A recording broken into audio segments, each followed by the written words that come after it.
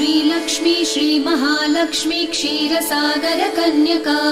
उत्तिष्ठ हरिसम्प्रीते भक्तानां भाग्यदायिनी श्रीलक्ष्मी श्रीमहालक्ष्मी क्षीरसागर कन्यका उत्तिष्ठ हरिसम्प्रीते भक्तानां भाग्यदायिनी उत्तिष्ठोत्तिष्ठ श्रीलक्ष्मी विष्णुवक्षस्थलालये उत्तिष्ठ करुणापूर्णे लोकानां शुभदायिनी उत्तिष्ठोत्तिष्ठ श्रीलक्ष्मी विष्णुवक्षस्थलालये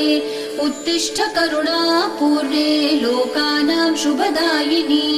श्रीपद्ममध्यवसिते वरपद्मनेत्रे श्रीपद्महस्तचिरपूजित पद्मपादे श्रीपद्मजातजननी शुभपद्मवक्त्रे श्रीलक्ष्मी भक्तवरदे तव सुप्रभातम्।